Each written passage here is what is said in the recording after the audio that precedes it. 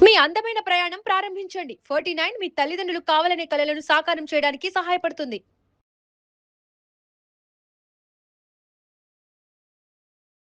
Hello ma'am.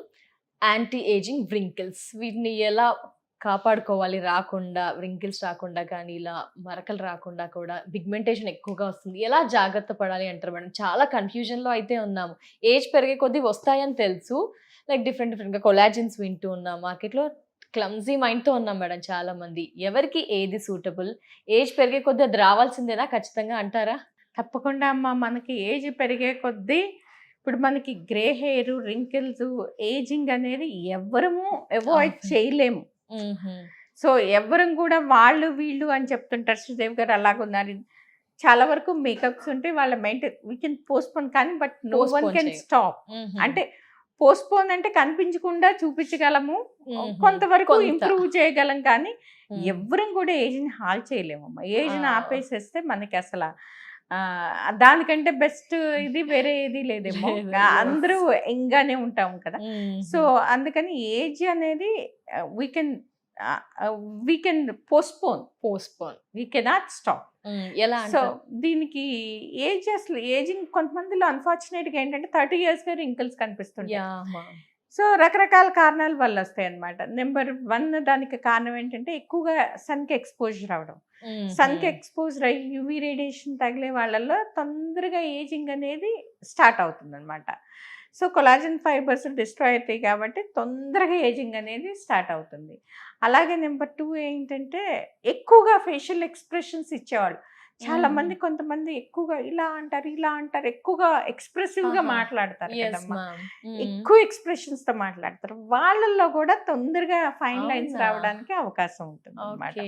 హుహు. Wrinkles రావడానికి అవకాశం ఉంటుంది. హుహు. అలాగే ఈ ఆల్కహాల్ కన్జంప్షను, సిగరెట్ స్మోకింగ్ ఇవి చేసే వాళ్ళల్లో కూడా తొందరగా ఏజింగ్ రావడం అనేది మనం చూస్తుంటాం అన్నమాట. పిగ్మెంటేషన్ మంగుమచ్చలు కూడా ఏజ్ బట్టమని. పిగ్మెంటేషన్‌కి అది వేరే చాప్టర్. దానికి రకరకాల కారణాలు ఉంటాయమ్మా హుహు. పిగ్మెంటేషన్ అనేది. హుహు. సన్‌కి ఎక్స్‌పోజర్ అవ్వడం వలన పిగ్మెంటేషన్ ఎక్కువ అవ్వడానికి అవకాశం ఉంటుంది. హుహు. అలాగే ఈ ఎయిర్ కండిషన్‌లో ఎక్కువగా కూర్చునే వాళ్ళలో స్కిన్ డ్రై అయిపోయి ఎక్కువగా ఇది రావడానికి అవకాశం ఉంటుంది. హుహు. డ్రై వెదర్‌లోను. కొంతమందికి నేచురల్‌గానే డ్రై స్కిన్ ఉంటుంది. హుహు. నేచురల్‌గానే డ్రై స్కిన్ ఉన్న వాళ్ళకి ఎక్కువగా వాళ్ళకి తొందరగా రింకిల్స్ రావడానికి అవకాశం ఉంటుంది. ఓకే. కొంతమంది చేతులారా తెచ్చుకుంటారు. అంటే ఎలామా? ఏంటంటే హార్ష్ కెమికల్స్ వాడడము. హుహు. వాళ్ళంతటికి వాళ్ళు ఆన్‌లైన్‌లో చూసో, ఎక్కడ చూసో యాహ్! హార్ష్ కెమికల్స్ వాడడము. హార్ష్ ప్రొడక్ట్స్ అన్నీ వాడడం ద్వారా ఏమవుతుందంటే వాళ్ళకి చాలా తొందరగా రింకిల్స్ రావడానికి అవకాశం ఉంటుందన్నమాట. అలాగే చాలామంది మేకప్ వాడతారు. ఎక్కువగా మేకప్ వాడతారు. అవును. మేకప్ వాడినప్పుడు వాళ్ళు తీయకోకుండా పడుకోవడము, మేకప్‌తోనే పడుకోవడం వలన కూడా తొందరగా స్కిన్ పాడవి ఫైన్ లైన్స్ రావడానికి ఎక్కువగా అవకాశం ఉంటుందన్నమాట. హుహు. అలాగే హార్ష్ సోప్ ప్రతిసారి పద్దాక వాళ్ళు ఫేస్ వాష్ చేస్తా హుహు. హార్ష్ సోపులతోటి ఎక్కువ టైమ్స్ వాష్ చేయడం ద్వారా కూడా వాళ్ళకి తొందరగా ఫైన్ లైన్స్ రావడానికి అవకాశం ఉంటుందన్నమాట. హుహు. సో, ఇలాంటి రీజన్స్ అనేవి రకరకాలుగా ఉంటుంది. కానీ ఏదేమైనప్పటికీ కూడా ఏజ్ అనేది మెయిన్ ఫ్యాక్టర్. ఏజ్‌తో హుహు. పాటు అలాగే సరైన ఫుడ్ తీసుకోకుండా, జంక్ ఫుడ్ ఎక్కువగా తీసుకుని, ఓకే. హెల్తీ ఫుడ్ తీసుకోకపోవడం వలన, సరిగ్గా వాటర్ తీసుకోకపోవడం వలన, షుగర్ ఐటెమ్స్ అలా కూడా. డీహైడ్రేషన్ వల్ల కూడా, షుగర్స్ ఇవన్నీ ఫ్యాటీ హుహు. ఫుడ్స్, బయట జంక్ ఫుడ్స్ ఎక్కువగా తీసుకోవడం వలన కూడా తొందరగా ఏజింగ్ రావడానికి అవకాశం ఉంటుందన్నమాట. యెస్. సో, మరి వీటిని ఏం చేయాలంటారు మేడం? ఎవరైనా యంగ్‌గా కనిపించాలి, ఫేస్ బావుండాలి, ముడతలు రాకూడదు అంటారు. మరి ఏం చేయాలి? అదమ్మా ఫస్ట్ నుంచి ఒక కాన్సెప్ట్ తోటి మనం చక్కగా వాడుకుంటా వెళ్ళాలి. వన్స్ హుహు. వచ్చేసాక మనం ఏం చేయలేం కదా! హుహు. Yes so, ma'am. అదే నేను చెప్తానన్నమాట చాలా మందికి. మీ డెర్మటాలజిస్ట్ విజిట్ అనేది చాలా ఇంపార్టెంట్. ఏ ఏజ్ అయినా అంటే లిమిట్. మీరు ఏ హుహు. ఏజ్ అయినా, ఎప్పుడైనా, ఓకే ఏం మ్యామ్. ప్రాబ్లమ్ ఉన్నా లేకపోయినా ఎవ్రీ యెస్. 3 మంత్స్‌కి ఒక్కసారో ఆర్ 6 మంత్స్‌కి ఒకసారో హుహు. మీకు పళ్ళ డాక్టర్ దగ్గరికి ఎలా వెళ్తారో 6 మంత్స్‌కి యాహ్! ఒకసారి, 6 మంత్స్‌కి ఒకసారి డెర్మటాలజిస్ట్‌ని కంపల్సరీగా కన్సల్ట్ చేయాలి. యెస్. అంటే దేనికి అంటే గనక యాహ్! ఎలాంటి క్రీమ్స్ వాడాలి, ఏం క్రీమ్స్ వాడాలి, స్కిన్ ఎలా ఉంది. హుహు. సో, మెయింటెనెన్స్ స్కిన్ కేర్ రొటీన్‌కి ఏదో ఆన్‌లైన్‌లో చూసేసి వాడకుండా తప్పనిసరిగా డెర్మటాలజిస్ట్ దగ్గరికి వెళ్ళి మీరు ఆ స్కిన్ కేర్ రొటీన్ ఫాలో అవ్వాలి. ఫాలో అయితే కనుక మనం వీ కెన్ పోస్ట్పోన్.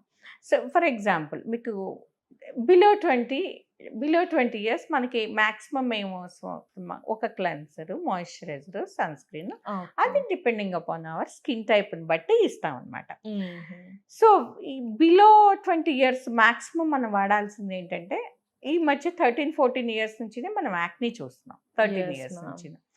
సో వాళ్ళకి పిల్లలకు కనుక యాక్నీ ప్రాబ్లం ఉంటే కనుక బెంజైల్ పెరాక్సైడ్, క్లిండామైసిన్, రెటినాల్ లాంటి క్రీమ్స్ వాడటం ద్వారా ఏంటంటే వాటిని తొందరగా ఆపడానికి అవకాశం ఉంటుంది. కానీ పేరెంట్స్ ఏమనుకుంటారు, అవే వస్తాయి అవే పోతాయి అనుకుంటారు. అది అలా చేయకూడదమ్మా. దానివల్ల ఏమవుతుందంటే మచ్చలు, పోర్స్ ఓపెన్ అవ్వడం, ఇవన్నీ జరగడానికి అవకాశం ఉంటుంది అనమాట.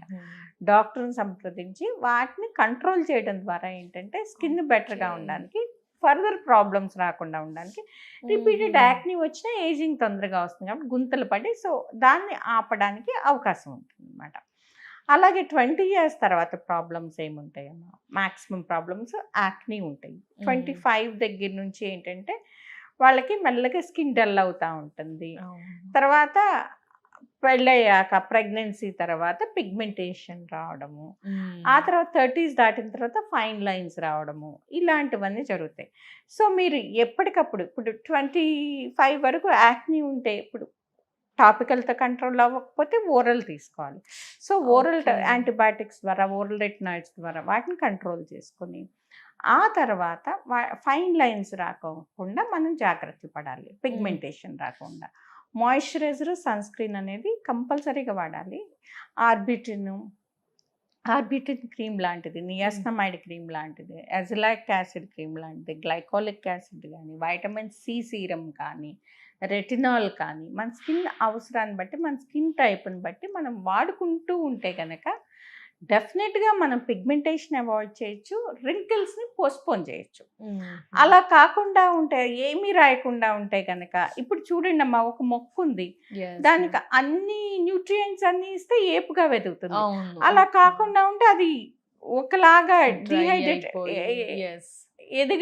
హెల్దీగా ఉండదు.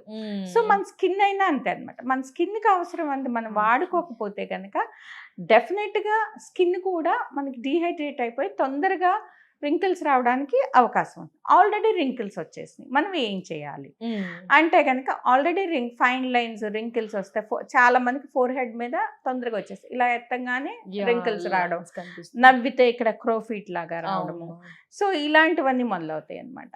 సో ఇలాంటివన్నీ రాకముందు రెటినాల్ లాంటివి కొన్ని creams, antioxidants, vitamin C వాడడం ద్వారా కొంతవరకు పోస్ట్పోన్ చేయొచ్చు. సో ఆల్రెడీ వచ్చేసిన తర్వాత మనకి ఈ ప్రొసీజర్స్ తప్పించి క్రీమ్స్ వల్ల మనం రివర్స్ చేయలేము. సో క్రీమ్స్ ప్రొసీజర్స్ చేయించుకోవాలి, క్రీమ్స్ వాడాలి. క్రీమ్స్ వాడడం ద్వారా ఏంటంటే ఫర్దర్ డిటెరియేట్ అవ్వకుండా ఉంటుంది. ప్రొసీజర్స్ ద్వారా ఏంటంటే ఉన్న ప్రాబ్లమ్ని ట్యాకిల్ చేయొచ్చు అనమాట. సో ఇప్పుడు వాటికి ఏంటంటే ఆ లైన్స్కి బొటాక్స్ ఇవ్వడం ద్వారా ఏంటంటే ఎవ్రీ 6 monthsకి ఒకసారి బొటాక్స్ చేయడం ద్వారా వాటిని కంట్రోల్ చేయొచ్చు. అదే ఆ లైన్స్ మనం నెగ్లెక్ట్ చేస్తే కనుక, మనం ఇప్పుడు ఇలా ఎక్స్ప్రెషన్ ఇస్తేనే మనకి లైన్స్ వస్తాయి.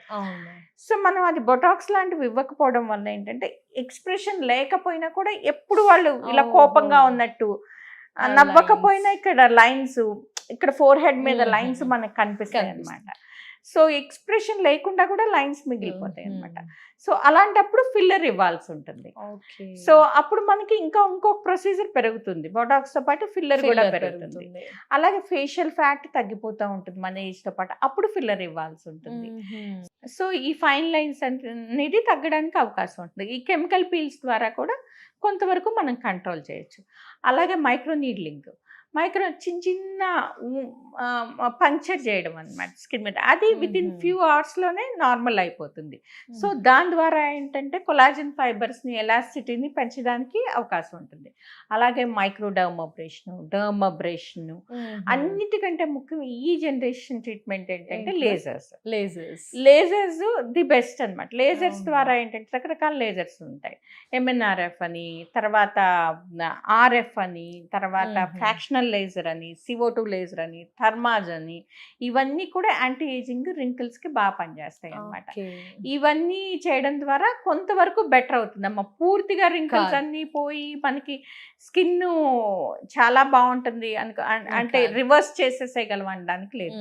కొంతవరకు బెటర్ చేయగలం. సో బాగా ఎక్కువగా సాగింగ్ వచ్చి రింకిల్స్ ఎక్కువగా ఉంటే ది బెస్ట్ ప్రొసీజర్ వచ్చి face lift. So face lift చేయడం ద్వారా ఏంటంటే మనకి అంటే సర్జికల్ ప్రొసీజర్ అనమాట. సర్జికల్ ప్రొసీజర్ ద్వారా ఏంటంటే మీకు 100% డెఫినెటివ్ రిజల్ట్ ఉంటుంది. సాగింగ్ స్కిన్ అంతా తగ్గడానికి అవకాశం ఉంటుంది. డెఫినెట్గా 10 years యూ గో బ్యాక్ అనమాట. So face lift visible result ఉంటుంది. కాకపోతే ఇట్స్ సర్జికల్ ప్రొసీజర్. సో ఈ medical treatment, topical creams, lasers, chemical peels, తర్వాత బొటాక్స్, ఇంజెక్టబుల్స్, లాస్ట్ వచ్చి లేజర్ ఫేస్ లిఫ్ట్. సో వీటిలన్నిటి ద్వారా ఏంటంటే మనకి ఈ రింకిల్స్ అనేది వీటిని కొంతవరకు కంట్రోల్ చేసుకోవడానికి అవకాశం ఉంటుంది. Thank you so much. Okay.